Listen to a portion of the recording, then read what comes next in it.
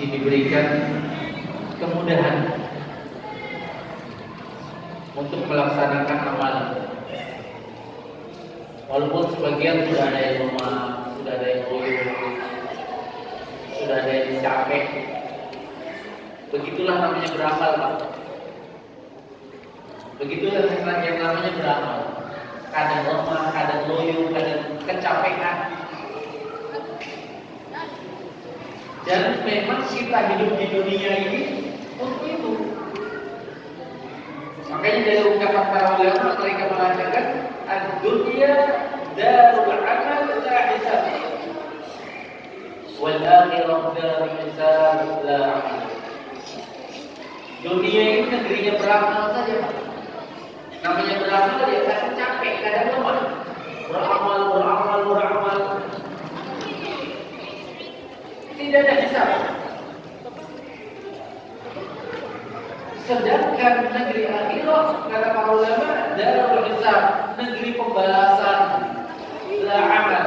Disitulah tidak ada amal lagi. Tapi ingat, ketika Allah menyimpulkan tentang bedanya dunia dan akhirat, Allah berfirman, wal akhiratu khairul laka minal ula. Ternyata negeri akhirat lebih baik daripada negeri yang pertama yaitu dunia. Karena memang dunia ini jembatan, jalan untuk menuju kepada kehidupan yang sebenarnya. Di ayat yang lain Allah berfirman wal akhiratu khairun wa abqa. Akhirat itu lebih kekal dan lebih baik. Ya, kalau dunia kan fana. Dunia ini fana, akan sirna, dan akan sirna pula seluruh apa yang ada di dalamnya. Kullu man 'alaiha fan. Semua yang ada di atas dunia ini sirna. Kalau begitu untuk apa kita perjuangkan yang bakalan sirna, yang bakalan hilang, yang bakalan tinggal, Pak? Nah, kalau Nabi Sallallahu Alaihi Wasallam menyebutkan kita ini disuruh menjadi seperti apa? Kun fid dunya ka'annaka gharibun aw 'abir sabil, kata Nabi. Jadilah kalian di dunia ini seperti orang asing, orang bule,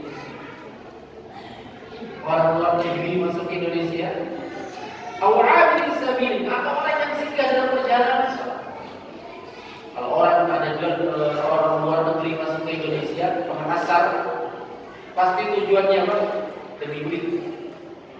Sudah dapat akan kembali dari negeri. Buat perusahaan lah, apalah macam-macam. Tidak bakalan dia mau tinggal di negeri orang. Dia akan mengumpulkan bekal untuk negerinya yang sebenarnya. Begitu juga awal disabilin atau orang dalam perjalanan, Pak. Orang dalam perjalanan, saya misalnya mau ke Soratu, singgah kadang di Sidrap, kadang di Palopo singgah. Untuk apa? Mengumpulkan tenaga, singgah sebentar untuk mengumpulkan kekuatan, perbekalan. Tidak bakalan saya singgah di Sidrap, saya bilang buat rumah di sini, ngapain? Tujuan saya Soratu. Kan begitu. Nah, di dalam masalah perjalanan kita di dunia akhirat, apa bekalnya? Wa tazawwadu fa inna khairaz zadi taqwa. Berbekalah kalian. Sebaik-baik perbekalan kata Allah adalah bekal ketakwaan. Nyambung, Pak. Kita sekarang bulan Ramadan, kita sekarang puasa. Ujung dari puasa yang kita harapkan adalah la'allakum tattaqun, agar kalian bertakwa. Kalau sudah punya takwa, Pak, punya bekal. Ini yang kita mau. Makanya kenapa kita perbaiki puasa kita, perbaiki sholat malam kita, sholat tarawih kita, perbanyak sedekah kita, perbaiki amalan kita, perkhusyuk sholat kita, ikhlaskan amalan kita, demi mendapatkan bekal utama ini. Nah, apa itu dunia? Dunia yang paling tinggi saja kalau kita dapatkan, Pak. Yang paling dapat jabatan paling tinggi, dapat harta paling banyak. Itu hakikatnya kita masih jadi orang paling rendah, Pak. Karena hakikat dunia itu rendah. Dunia itu dari bahasa Arab ad-dunya, berasal dari kata dada, artinya rendah. Jadi setinggi apapun tetap tonnya rendah. Apa kita kejar? Berarti tidak boleh memiliki dunia. Boleh. Orang yang paling mulia setelah Nabi SAW itu Abu Bakar.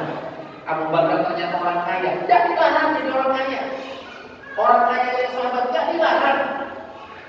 Tetapi jangan sampai dunia mengikat kita sehingga ketergantungan kita kepada dunia dan kita habiskan waktu untuk dunia, lupa beramal, lupa Allah, lupa zikir, lupa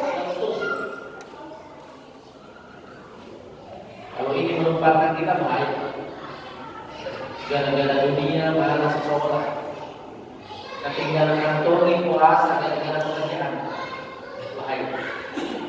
Man a'rada 'an dzikri fa inna lahu ma'isyatan dhanka wa nahsyuruhu yawmal qiyamati a'ma qala rabbi lima hashartani a'ma wa qad kuntu basira qala kadzalika atatka ayatuna fanasitaha wa kadzalika al-yawma tunsa. Artinya, barang siapa yang berpaling dari niat kami, lupa. Gara-gara diberi harta, gara-gara diberi di dunia, gara-gara disibukkan dengan pekerjaannya, gara-gara dagangannya, gara-gara sukses bisnisnya, lupa Allah. Dia tinggalkan sholat, dia tinggalkan zikir, dia tinggalkan sujud tubuh kepada Allah. Barang siapa yang berpaling kepada Allah, mengingat Allah,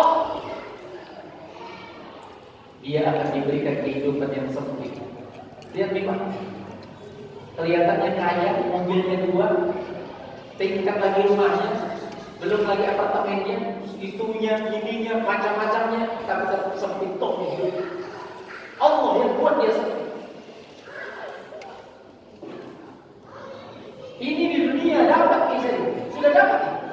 Di akhirat, wa nahsyuruhu yawmal qiyamati a'ma. Kami akan kumpulkan dia di akhirat pada hari kiamat nanti dalam keadaan buta.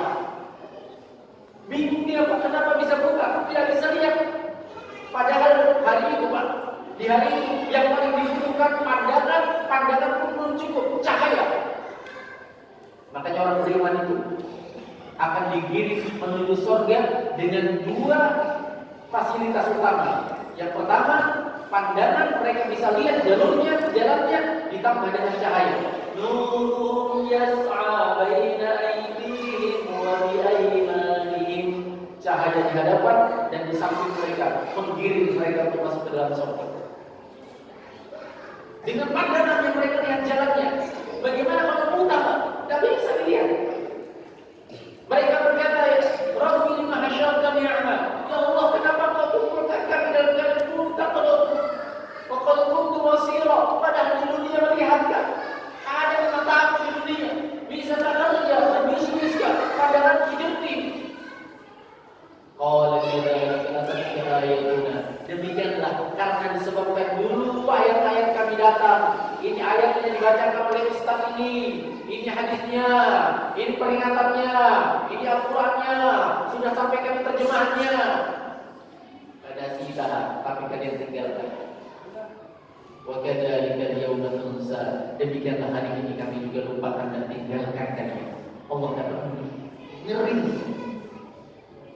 Kapan ketika tersibuk kami dengan dunia?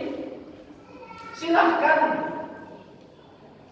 untuk mengambil bagian dari dunia, tapi jangan sampai melalaikan kita dari ketaatan kepada Allah. Apalagi bulan Ramadan, Pak.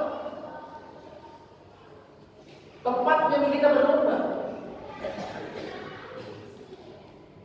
Amalan untuk lebih akhirat. Yang lainnya itu Pak, kita jadikan bekal yang hiasan, kita jadikan apa? Perkara yang mendukung akhirat kita. Allah berfirman, Al-mal wal banuna zinatul hayatid dunya wal baqiyatus salihatu khairun 'inda rabbika thawaba wa khairun amala. Harta, anak-anak itu perhiasan dunia. kalian. Silahkan kalian bersenang dan berbahagia dengan anak-anak kalian. Itu hiasan dunia kata Allah.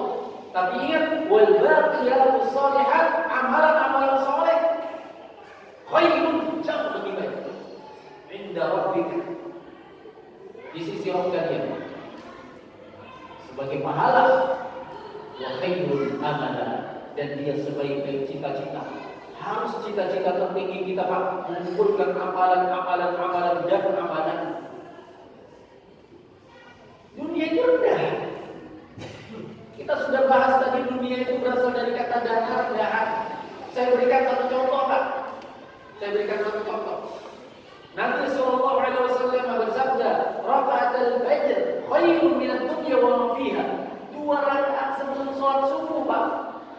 Sholat sunnah ini itu sudah lebih baik daripada dunia dan seisinya. Nah, kalahkan dunia hanya dengan 2 rakaat sebelum subuh. Bagaimana lagi sholat subuhnya? Bagaimana lagi sholat tarawih kita Pak? Bagaimana lagi amalan-amalan wajib yang kita lakukan, puasa kita? Bagaimana lagi sholat waktu kita? Jauh meninggalkan dunia. Makanya berbekalah untuk negeri yang pasti, kekal, abadi. Ramadan, momen yang tidak boleh dilewatkan. Sekarang malam ke-15, sudah mulai datang ilmah, badan sudah mulai lemah. Ada tongi tamu yang namanya malas. Lesu sudah menyelimuti mata dan anggota tubuh. Mulai sedih. Ada keinginan untuk mundur. Jangan. Kalau kita mulai datang malas, tak lemah, tak lesu, tak ingat firman Allah Subhanahu wa taala tentang puasa Ramadan. Ayyaman ma'dudat, harinya terbatas. Hari-harinya cuma terbatas Pak. Kita sudah diberi nanti 29 maksimal 30 hari. Itu pun setengah sudah kita lewati nih. Belum tentu amalan kita sudah maksimal. Tinggal separuh nih. Terbatas nih sekali Pak. Tidak ada waktu untuk malas, biar sekejap. Tidak ada waktu untuk lemah, tidak ada waktu untuk loyo. Semangat Pak. Kenapa? Waktunya terbatas Pak. Dan belum tentu kita dapat Ramadan tahun depan. Terbatas, tapi harus capai target. Harus capai target. Apa targetnya? Rahiman mubrin kata Nabi. Dari doa Jibril yang diaminkan Nabi. Selama seseorang ja'ahu Ramadan mendapat catat Ramadan kepadanya. Nah, lewati hari pertama lewat, hari kedua lanjut, hari ketiga oke, hari keempat terus, hari kelima, keenam, ketujuh, sampai di hari 15. Terus akan kita lewati Pak, sampai apa? Sampai terakhir dahaba. Kemudian berarti di Ramadan, datangnya Idul Fitri dalam kondisi apa? Walam yughfarlah, belum diampuni dosanya. Celaka betul. Nabi aminkan amin. Targetnya tidak tercapai. Bayangkan terbatas waktunya Pak, dan kita harus capai target ini. Target terampuni dosa-dosa kita hingga kal-yaum waladatka ummuk, seperti halnya bagaimana engkau dilahirkan oleh ibumu tanpa dosa, tanpa noda, tanpa bentuk-bentuk yang kesalahan-kesalahan yang tertempel dalam jiwa, tanpa najis, bersih. Inilah target utama dalam Ramadan kita, dan tidak akan kita bisa mencapai kesuksesan ini kalau kalah di jalan, terhenti di jalan.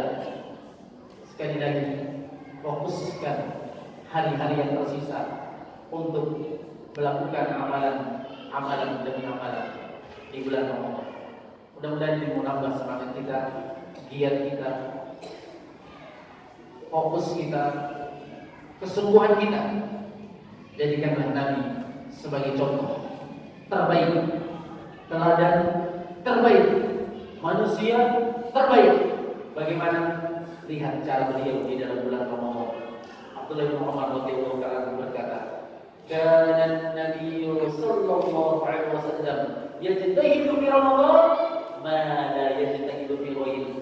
Adalah Nabi sallallahu alaihi wasallam bersungguh-sungguh di bulan Ramadan dengan suatu kesungguhan di dalam amalannya yang tidak pernah sama sekali beliau lakukan di luar Ramadan.